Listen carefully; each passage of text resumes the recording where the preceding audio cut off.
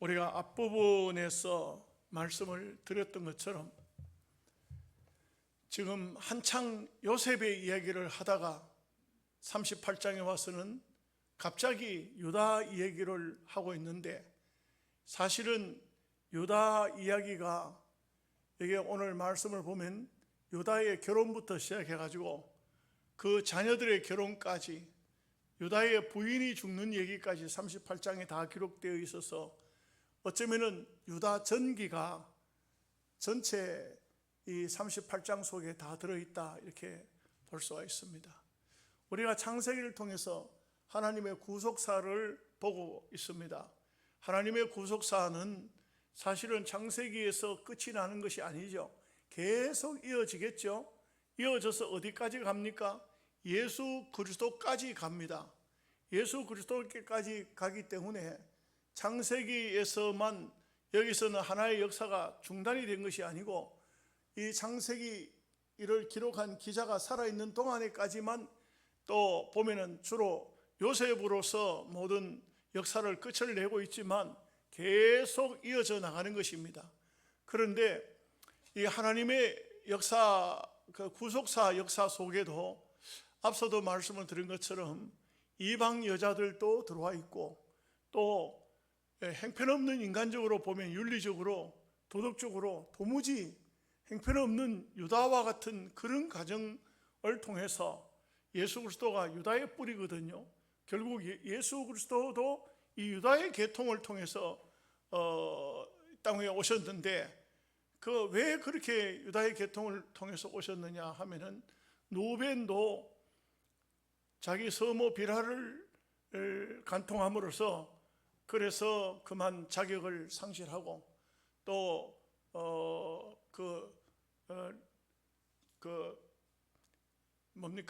시몬과 레위도 그 세겜에서, 세겜의 추장을 디나가 강간을 당하니까 그 사람들을 성례식을 통해서 다 남자들을 죽여버리는 엄청난 살인죄를 범하여서 장자권에서 다 밀려나고 유다를 하나님께서 쓰시게 됐는데, 그런데 이 유다마저도 실제적으로는 우리가 볼 때는 전혀 왕권을 이어받을 유다 지파에 예수 그리스도가 태어날 만한 그런 어떤 인간적인 조건은 없습니다. 근데 사람은 많이 실수하죠. 그런데 하나님은 사람의 실수를 이용하셔서 하나님의 역사를 이루실 때가 참 많습니다. 실수이기도 하고, 극단적으로 말하면 아주 무서운 범죄를 통해서도 하나님은 거기에서도 하나님의 역사를 이루시는 겁니다. 사람은 죄를 짓습니다. 죄를 안 짓는 사람은 아무도 없습니다. 이 세상에 나는 깨끗하게 살았다, 저는 정말 그렇게 말하는 분은 그런 줄 알았어요. 아, 그분이 대단한 분이구나. 어떻게 죄를 안 짓고 살까? 정말 부럽다, 훌륭하다. 그런데 제가 인생을 살면서 또 수많은 거룩한 주의 종들, 목사님들, 장로님들을 많이 만나면서 깨달음이 오기를, 그렇게 죄를 안 짓고 사는 사람, 전혀 죄를 안 짓는 사람은 두 가지이더라고요. 하나는 천사든지 하나는 거짓말쟁이든지. 제가 볼 때 천사는 아닌 것 같고 거짓말하는 것 같더라고요. 그 거짓말일 수밖에 없어요. 이 세상에 죄 없는 사람은 성경이 말했어요. 아무도 없다고. 의인은 없나니 하나도 없다 그랬어요. 그렇기 때문에 이 세상의 사람들은 다 죄를 짓습니다. 죄를 짓는데 죄가, 어떤 죄가 제일 크냐 하면은 자기가 지은 죄는 크지 않아요. 전부 남들이 지은 죄가 큰 것입니다. 내가 지은 죄는 내 형편 사정에 의해서 어쩔 수 없이 당신도 내 형편 대봐라, 그렇게 죄를 안 지을 수 있는가, 이렇게 다 자기 자신에 대해서는 너그럽습니다. 그러나 엄격히 따져보면 모든 사람이 다 거의 차이점이 조금씩 있을 뿐이지 다 똑같다, 이렇게 볼 수가 있겠습니다. 그런 의미에서 보면은 이 야곱이 12아들 딸 하나, 12명의 아들이 주로 12지파가 돼서 이스라엘의 건국이 되어지고 이스라엘 역사가 되어지는데, 그런데 그 야곱의 아들들을 가만히 살펴보면은 하나같이 옳은 인간은 별로 없는 것 같아요. 왜냐하면은 성경은 있는 그대로를 드러내다 보니까 하나도 숨김이 없다가 보니까 아주 정말 잡탕들만 다 모여 있는 것 같은데, 실제로는 이 세상에 살고 있는 모든 인생이 거의가 드러나지 않고 감추어져 있어서 그렇지 다 인간이 동물에 속하는 것입니다. 동물과 같아요. 그렇기 때문에 누가 잘났다, 뭐 대단하다, 위대하다, 훌륭하다, 그 실제는 별 것 없는 존재입니다.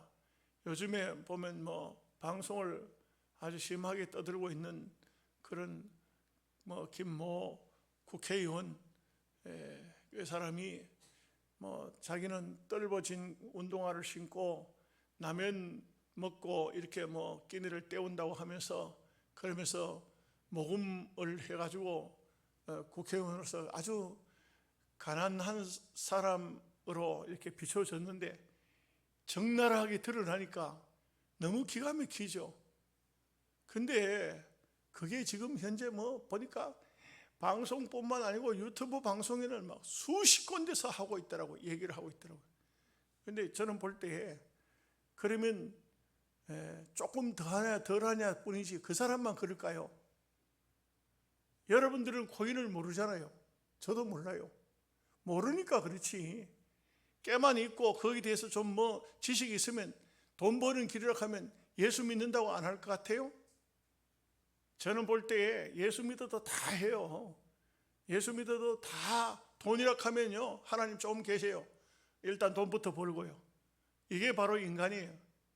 그렇기 때문에 인간이라는 것은 큰 존재가 아니고 거룩한 존재가 아니고 그거는 자기를 감추는 하나의 도구일 뿐이에요. 그래서 하나님 앞에는 의인은 없어요. 아무것도 없기 때문에 하나님께서는 오직 예수 그리스도가 십자가에 죽어서 그분을 믿어서 구원을 받으라 했지, 너희들이 잘못된 거 고치고 말도 언어도 행동도 삶도 영적인 육적인 면 다 고쳐라, 그래가지고 천당에 들어가라, 이런 말씀은 성경에 아예 없어요.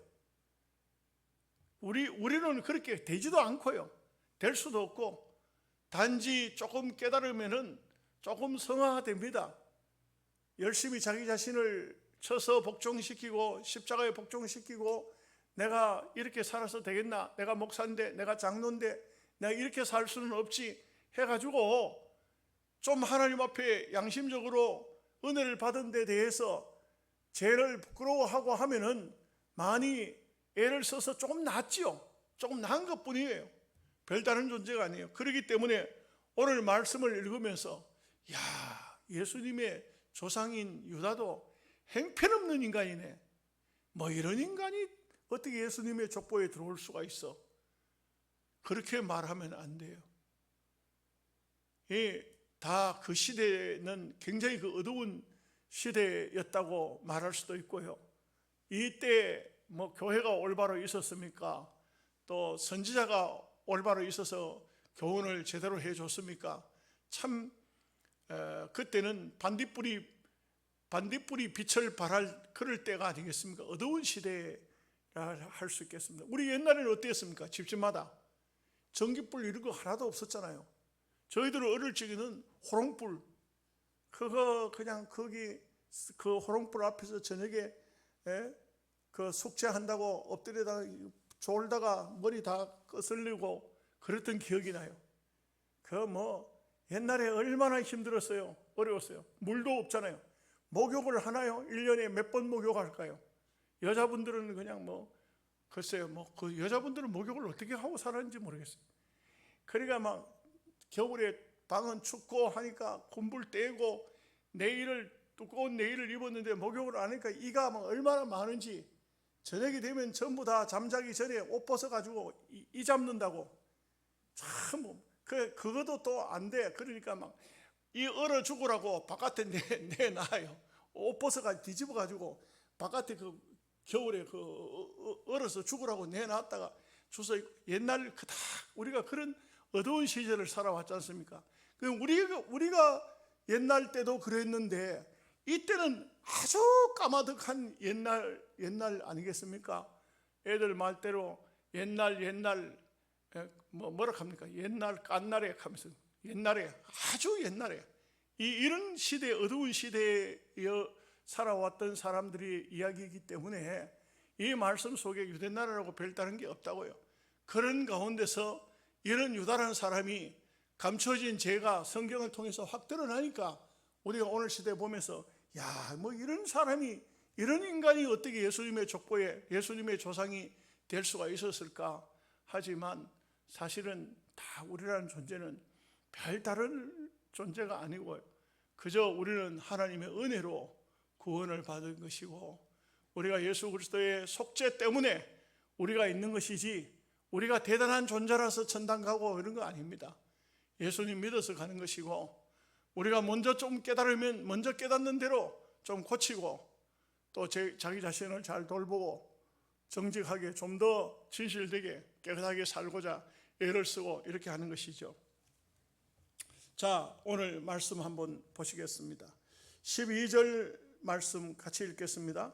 얼마 후에 유다의 아내 수아의 딸이 죽은지라 유다가 위로를 받은 후에 그의 친구 아둘람 사람 히라와 함께 딥나로 올라가서 자기의 양털 깎는 자에게 이르렀더니 유다의 가정에 참 불행이 계속적으로 다가오는 것입니다. 두 아들이 죽었지요. 며느리는 집으로 갔지요. 친정으로 갔지요. 그런데 유다의 부인도 또 죽었다. 보면은 우리가 사는 세상에 죽지 않는 사람이 어디 있겠습니까? 저도 최근에 처제도 죽고 형수도 죽고 이런 경험을 했어요. 방법이 없습니다.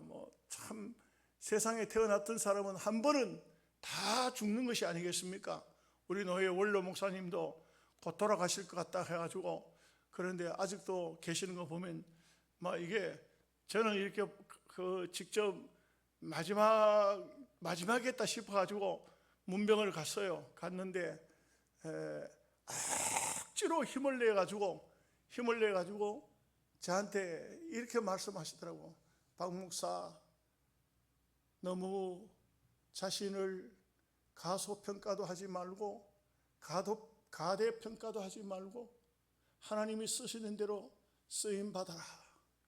그 한마디 딱 하시고 그만 얼마나 힘을 들여가지고 하시고는 입을 딱 닫고 더 이상 말씀을 못 하셔요. 너무 힘드니까 여러분 죽을 때 되면 얼마나 힘들겠어요. 그 삶이 자체가 누가 우습게는 얘기로 죽을 때 왜 눈을 감고 죽느냐, 눈을 뜰 힘이 없어서, 눈을 왜 뜨고 죽었냐, 눈을 감을 힘이 없어서 그 힘이 다 기운이 진하여 성경에 보면 기운이 다 되면 이제 마지막 순간에 그렇게 세상을 떠나시는 거거든요. 그래서 참 사람이 죽는다는 것은 정말 이 땅 위에서는 다시는 볼 수가 없습니다. 한번 세상에 왔으면 반드시 떠나도록 되어 있죠. 그러나 이 유다에게는 조금 생각할 면이 있어요. 왜냐하면 아버지 보다가도 아들 둘이가 먼저 세상을 떠났다. 또 자기 부인이 먼저 또 유다보다가 먼저 또 이렇게 죽었다. 보통은 일반적으로는 남자가 먼저 죽고 여자가 뒤에 죽고 이래 하는데 유다의 가정에는 하여간 초상이 계속 일어나는 것입니다. 이것은 자기를 돌아봐야 됩니다. 반드시 자기를 돌아봐야 됩니다. 여러분 예수 안 믿는 사람들 중에 보면요, 할머니가 손자 장례를 치라요. 물론 그럴 수도 있죠. 이 세상에는 순서가 어디 있습니까만, 그러나 그것은 하나님께서 그 가정에 뭔가를 묻고 계시는 그런 것이 아닌가. 정말 보면은 이 땅 위에 보면 그런 슬픔의 가정들이 있어요. 부모가 자식의 장례를 치라도 굉장히 가슴이 아프겠거든 할머니가 손자, 손녀들 장례를 치른다 하면 이거는 엄청난 그 고통과 아픔이 될 수밖에 없지 않습니까? 이것은 이럴 때는 잘 자기 가정을 돌아보고 자기 자신을 돌아봐야 됩니다. 왜 이런 일이 생겨질까? 왜 이런 고통과 최고의 고통 아닙니까? 최고의 고통, 최고의 아픔이 올 때에 이것은 하나님 앞에 내가 뭔가 잘못된 것이 없는가 깊이 회개도 하고 기도도 하고 막 이렇게 해야 될 것입니다. 자, 13절 말씀 보겠습니다. 같이 봅니다. 어떤 사람이 다말에게 말하되 내 시아버지가 자기의 양털을 깎으려고 딥나로 올라왔다 한지라. 그러니까 여기 어떤 사람이 다말에게 말했다는 것을 보면은 이 다말이 아마도 작전을 잘 짠 것 같아요. 그래서 뭔가 길 옆에 있는 어떤 사람이나 혹은 지나다니는 사람을 잘 볼 수 있는 사람에게 부탁을 했을는지도 몰라요. 우리 시아버지가 다말인데 혹시라도 언젠가는 이쪽으로 지나갈 것이다. 또 언제쯤 지나가게 되거든 내한테 연락을 해달라. 이런 말을 했겠죠. 그러니까 하지 뭐 쓸데없이 뭐 지나가는 행인 같으면 누가 뭐 말해 주겠어요. 봤다 한들 뭐 말할 필요가 있겠습니까? 뭔가 이미 아마 정보를 수집하고 있다는 낌새를 차릴 수가 있죠. 왜 그러냐면 그 뒤에 하는 행동들을 보면은 얼마나 이 다말이 준비를 철저하게 하고 있는가 하는 것을 알 수가 있어요. 14절 말씀 봅니다. 그가 그 가부의 의복을 벗고 너울로 얼굴을 가리고 몸을 휩싸고 딥나 길 곁 에나임 문에 앉으니 이는 셀라가 장사함을 보아서도 자기를 그의 아내로 주지 않음으로 말미암음이라. 여러분, 앞서 제가 말씀했듯이 계대 결혼에 대해서는 여러분 설명할 필요가 없죠. 다 들으셨어. 형이 죽게 되면은 동생이 자식을 낳아줘야 되는 것이, 가부는 어떤 재산도 부모로부터 물려받지를 못해요. 이 가부가 되면은 그렇다고 해서 남편이 일찍 죽고 자식이 없고 그런 가부가 재산이 없으면은 이 유대 사회 같은 데서는 살아남기가 어려워요. 굉장히 힘든 겁니다. 그래서 정부에 주는 보조금이 어떠냐 하면은 그 사람들은 말 그대로 신약 성경에 보면은 가부가 헌금을 하는데 2렙돈을 했잖아요. 2렙돈이라는 것은 오늘 우리로 따지면 한 1,000원밖에 안 돼요. 500원짜리 동전 2개밖에 안 돼요. 그게 하루 주는, 정부에서 주는 뭡니까 그 보조금입니다. 하루 주는 정도. 이 가부는 1,000원 정도를 가지고 밀가루를 사가지고, 우리처럼 쌀을 아니고 그 사람들은 밀을 먹잖아요. 밀가루를 사가지고 떡을 구우면은 그 1,000원 가지고 하루 3번 정도 먹을 수는 있죠. 박하게 먹어야 됩니다. 넉넉하게 먹는 게 아니에요. 그냥 부자들은 떡을 구워서 거기에다가 잼을 발라서 양고기를 싸서 이렇게 먹잖아요. 그죠? 그렇지만 이 가난한 사람들은 고기를 어디 구할 수 있고 치즈를 어디서 구합니까? 건포도를 어디서 구합니까? 못 구합니다. 그거는 식탁에 없어요. 아주 부유한 사람은 고기에다가 거기다 또 여러 가지 건포도, 그 다음에 치즈, 이런 것들, 우유, 이렇게 가지고 아주 식사를 거하게 하지만 이 가부는 굉장히 가난하지 않습니까? 어렵지 않습니까? 그리고 그 두납돈을 예수님 당시에 보면은 그 헌금함에다가 이 여인이 다 해버렸거든요. 그 예수님께서 이 가부가 저 부자들보다 더 많이 헌금했다. 가부가 그렇게 가난한 거예요. 가부가 유대 사회 속에는. 그렇기 때문에 이 가부에게는 재산을 물려줄 수 있는 게 없으니까 지분이 없어요. 여자들에게는 지분이 없어요. 그러니까 아들을 낳아주면 돼요. 아들을 이 가부에게는 아들을 낳아줘야 되는데, 이게 그 여자들 같은 경우에 성녀가 있잖아요. 성녀. 아기를 못 놓는 사람이 있어요. 아무리 노력을 해도 자기 계대를 찾아가지고 자식을 놓으려 해도 못 놓는 그런 여인이 있다고요. 그런 여인 같은 경우에는 그야말로 그냥 평생을 아주 구차한 삶을 살 수밖에 없는 것입니다. 그렇기 때문에 이런 가부는 정말 성경적으로 보면요, 다른 남자를 꼬여서 그 남자하고 어떤 그 하간이라 합니까? 하간을 하고 하대를 받아도 그걸 그렇게 정죄하지를 못해요. 여러분, 성경에 여자가 바람 피웠다고 돌로 쳐 죽이라 이런 얘기가 있습니까? 없어요. 남편이 있는 여자 같으면 돌로 쳐 죽여야 돼요. 그러나 처녀가 어떤 총각하고 문제가 생겼을 때는 부모한테 어떤 일정의 돈을 주고 결혼을 하면 돼요. 그렇게 하면 죽이지 않습니다. 그러나 가부 같은 경우에는, 남편이 없는 가부 같은 경우는 그거는 계대 혼인을 못했을 경우에는 예를 들어서 뭐 어떤 하간을 했다. 그러면은 그 돈을, 일정 부분 돈을 받고 그걸로 끝나지, 그걸 가지고 하는 게 아니에요. 그런데 유다는 무조건 그 자기 며느리를 나중에 뒤에 보면 말하잖아요. 끌어내서 불살라 버리라.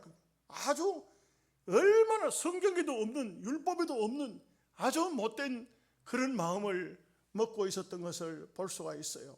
그래서 이 다말은 아예 참 자식을 얻기 위해서 얼마나 계획을 철저하게 짰는가, 이런 면에 보면 이 다말의 여자는 보통 여자가 아니에요. 보통 여자가 아니에요. 아주 이걸 잘했다고 칭찬하는 건 아닙니다. 여러분 혹시 잘못 들으면 안 돼요. 칭찬하는 것은 아니지만 자기가 살아남기 위해서 최선을 다하는 이런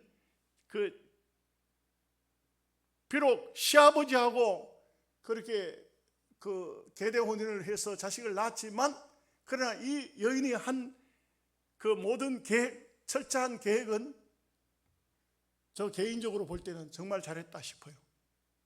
그렇지 않으면 그 가부가 살아날 방법이 없으니까요. 가난하게 구차하게 그런 인생을 살다가 그렇게 끝나는 그런 여인이 돼서는 안 되잖아요. 자, 15절 16절 말씀 같이 읽어보겠습니다. 그가 얼굴을 가리었으므로 유다가 그를 보고 창녀로 여겨 길 곁으로 그에게 나아가 이르되 청하건대 나로 내게 들어가게 하라 하니 그의 며느리인 줄을 알지 못하였음이라. 그가 이르되 당신이 무엇을 주고 내게 들어오려느냐. 이 다말은 아주 철저하게 철저한 것을 짠 거예요. 시아버지가 평상시에 어떤가? 평상시에 유다가 그야말로 신앙이 아주 돈독하고 믿음이 좋고 생활이 깨끗할 것 같으면 이런 걸 해봤자 소용이 없겠죠. 그랬을까요? 안 그럴까요? 그렇겠죠. 그죠? 소위 우리말로 씨도 안 먹히는 사람 같으면 해봤자 안 될 거 아니에요. 그런데 충분하게 유다는 창녀를 보거나 하면은 또 부인도 죽었고 하니까 얼마든지 엉뚱한 행동을 할 수 있는 사람이라는 것을 이 다말이 알고 모든 계획을 다 짜가지고 그 길에서 유다를 기다리다가 유혹을 한 것이죠. 유혹을 한 것입니다. 유혹을 했는데 그야말로 그대로 걸려든 겁니다. 그대로 걸려들었어요. 제대로 걸려든 것이죠. 이렇게 돼서 유다는 드디어 그 여인에게 들어갑니다. 다말에게 들어갑니다. 17절 18절 말씀 보겠습니다. 유다가 이르되 내가 내 떼에서 염소 새끼를 주리라. 그가 이르되 당신이 그것을 줄 때까지 담보물을 주겠느냐. 유다가 이르되 무슨 담보물을 내게 주랴. 그가 이르되 당신의 도장과 그 끈과 당신의 손에 있는 지팡이로 하라. 유다가 그것들을 그에게 주고 그에게로 들어갔더니 그가 유다로 말미암아 임신하였더라. 참 희한한 것이 이 시아버지가 암만 며느리가 변복을 했다고 해도 그걸 못 알아볼까? 이게 참 사람이 눈이 뒤집어지면 못 알아봐요. 눈이 뒤집어지면 못 알아봅니다. 그 창녀복을 입고 얼굴을 너울로 썼다고 못 알아본다. 이거 참 희한하죠. 그런데 또 여기 보십시오. 그래 딱 한 번입니다. 딱 한 번 들어가서 여인과 하간을 했는데, 그런데 여기 오늘 말씀을 보니까 임신을 했어요. 이게 얼마나 철저하게 다말이 준비된 상태에 있었는가. 지금 그냥 시아버지 끌어들여 가지고 뭐 이렇게 뭐 계대 혼인하고 이래 가지고 그걸로 끝난 것이 아니에요. 그냥 딱 한 번이지만 이 임신할 정도면은 벌써 아마 그 준비가 철저하게 된 상태, 그때를 골랐다는 것이죠. 막 이런 면에서 보면 이 다말이라는 여자는 정말 계산이 철저한 여자고, 그 성경학자들이 이런 말을 해요. 압살롬의 여동생이 다말이거든. 이름이 다말이에요. 이 다말인데 굉장히 그 다말이라는 여자들은 대부분 보면 이쁘답니다. 상당히 이쁘답니다. 그래서 이런 여인들이 상당히 보면은 어떤 머리도 좋고 또 비상하고, 이런 면에서 다말이 시아버지 유다를 그야말로 그대로 자기 뜻을 이루는데 이용을 했다, 이렇게 볼 수가 있는 것입니다.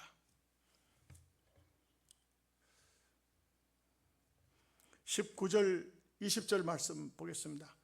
그가 일어나 떠나가서 그 너울을 벗고 가부의 의복을 도로 입으니라. 유다가 그 친구 아둘람 사람의 손에 부탁하여 염소 새끼를 보내고 그 여인의 손에서 담보물을 찾으려 하였으나 그가 그 여인을 찾지 못한지라. 계획적으로 이렇게 했는데, 그런데 유다가 담보물을 찾기 위해서 염소 새끼를 보냈지만 찾을 수가 없었습니다. 왜냐하면 그 여인은 그곳의 장녀가 아니기 때문에. 참 나중에 유다가 보면 거기서 참 깊은 깨달음을 가졌을 것입니다. 자기가 인간적으로 생각해서 며느리에게 막내 아들을 주지 않았지만 하나님의 뜻이 이렇게 나타나는가. 도저히 윤리적으로는 해서는 안 될 행동을 했지만 하나님의 뜻은 이루어지더라 이거죠. 하나님의 역사는 계속 이어지더라 이거죠. 하나님의 구속사를 깨닫게 되어지는 놀라운 일이죠.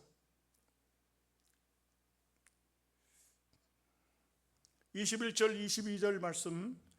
그가 그곳 사람에게 물어 이르되 길굣 에나임에 있던 장녀가 어디 있느냐. 그들이 이르되 여기는 장녀가 없느니라. 그가 유대계로 돌아와 이르되 내가 그를 찾지 못하였고 그곳 사람도 이르기를 거기에는 장녀가 없다 하더이다 하더라. 이건 뭐 계획적으로 다말이 짠 모든 각본에 의해서 이루어진 일이기 때문에 당연히 다말이 거기 있을 리도 없고, 이제 다말은 유다의 도장과 끈과 지팡이를 가지고 이제는 하나님의 역사가 드러나기를 기다리겠죠. 자, 23절 24절 24절입니까? 찾지 못하였느니라. 24절 말씀 보겠습니다. 석 달쯤 후에 어떤 사람이 유다에게 일러 말하되 내 며느리 다말이 행음하였고 그 행음함으로 말미암아 임신하였느니라. 유다가 이르되 그를 끌어내어 불사르라. 그 유다가 하는 행동을 보면은 도저히 이거는 긍휼이나 자비가 없는, 아주 말 그 자체가 굉장히 남들에 대한 자비가 없는 그런 모습을 볼 수가 있어요.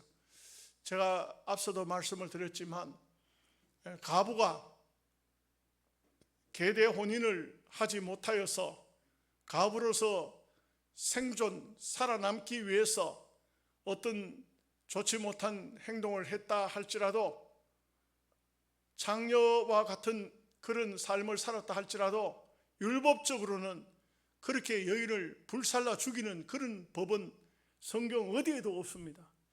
어디에도 없습니다.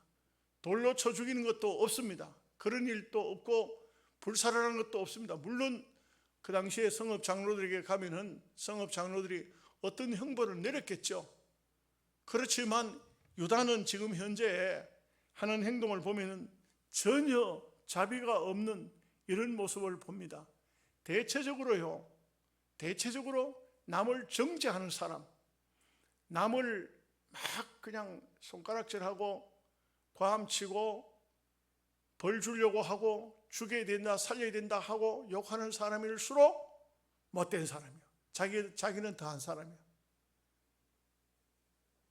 그래서 보면은 너그러운 사람일수록 좀 죄를 적게 짓는 사람이랄까요?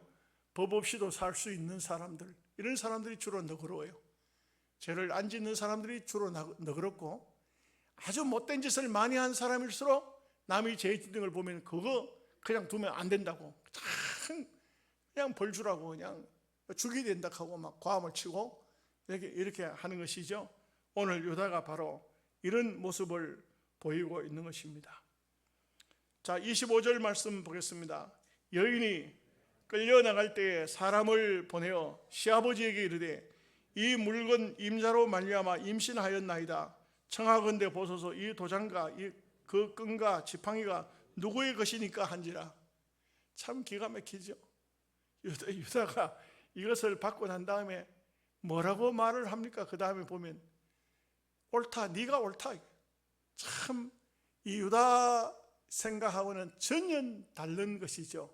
유다는 아들들이 왜 죽었는가? 다말 때문에 죽었다고 생각했습니다. 그러나 다말은 사실 아무런 어떤 잘못이 없습니다. 앞서도 말씀드렸지만 엘이라는 이름을 짓고 유다는 세상 속에서 하나님이 따로 있냐? 내 아들이 하나님이다. 깡패들이 내 주먹이 하나님이다 하고 말하는 것처럼 그렇게 건방을 떨다가 아들이 죽은 거 아닙니까? 그 아들도 또 자기가 이름을 하나님이라고 지어놓았기에 막 교만을 떨었겠죠. 틀림없이. 틀림없이 그렇지 않겠어요? 우리가 생각해 보십시오. 이거는 자연적이에요. 내가 하나님이다. 하나님이 어디인 줄 아냐? 내가 하나님이야. 하나님께서 가만두겠어요? 그걸 그냥 둬야 돼요? 그러니 그렇게 해가지고 죽은데도 불구하고 죽고 나면은 대부분 보면 누구한테 핑계를 댑니까? 저 며느리가 우리 아들 잡아먹었다고. 그러니까 이제 자기 아들이 잘못해서, 자기가 잘못해서 죽은 것이 아니라 며느리한테 핑계를 대고 이렇게 했겠죠. 다말은 전혀 그런 어떤 악한 짓을 해서 남편이 죽은 게 아니잖아요. 그런데도 불구하고 유다는 이 다말에게 다 그렇게 했었는데, 놀랍게도 셀라가 잘하고 있지만 그에게 주지 않으니까, 그러니까 이제 유다와 계대 혼인을 해버리고 말았는데, 이제 이것을 이제 보라고, 이 끈과 도장과 지팡이가 바로 나를 임신시킨 사람이라. 유다가 얼마나 놀랐을까요? 또 그리고 얼마나 창피했을까요? 얼마나 기가 막혔을까요? 믿음으로 안 사는 사람은 항상 이런 결과가 나타날 때 너무 놀랍니다. 깜짝 놀랍니다. 야, 이거 참 하나님의 뜻이 이렇게 나타나는 걸 갖다가 전부 인간적으로 자기 뜻대로만 생각했던 것이 하나님의 뜻은 하나님 뜻대로 분명히 이루어지거든요. 어떻게 이루어지든 간에 사람이 실수하고 죄를 짓고 뭐 별별 희한한 행동을 다 하지만 하나님의 뜻은 반드시 이루어져요. 이런 것을 볼 때에 우리는 선하게 하나님의 뜻을 이루면 너무나 좋겠죠. 선하게 이루는 것은 뭡니까? 셀라를 계대 혼인을 시켜서 다말에게 그 아이가 태어나도록 하는 것이 선한 방법인데, 이 선한 방법을 안 쓰니까 다말이 결국은 시아버지를 꼬여가지고 이런 일을 벌린 거 아니겠습니까? 26절 말씀 보겠습니다. 유다가 그것들을 알아보고 이르되 그는 나보다 옳도다.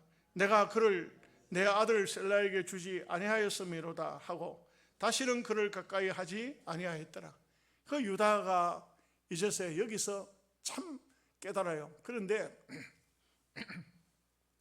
유다가 여기 이 깨달음을 얻은 것과 이게 시대적으로 시간적으로 어떻게 된지는 잘 모르겠지만 유다가 보면 나중에 양식을 구하러 애굽에 내려갔을 때 요셉이 그때 나이가 얼마쯤 되는지 모르겠지만 애굽의 총리가 되어 있을 때에 베냐민이 볼모로 잡히잖아요. 베냐민의 자루에서 은잔이 나오는 바람에 잡혔을 때 그때 바로 이 유다가 거기서 안 된다, 안 됩니다. 내 동생 베냐민은 우리 아버지에게 영혼이 결탁된 자와 같습니다. 그 영혼이 붙어 있는 자와 같다. 이 아들이 여기에 볼모로 잡히면 우리 아버지는 못 삽니다. 내가 대신 볼모를 잡히겠습니다.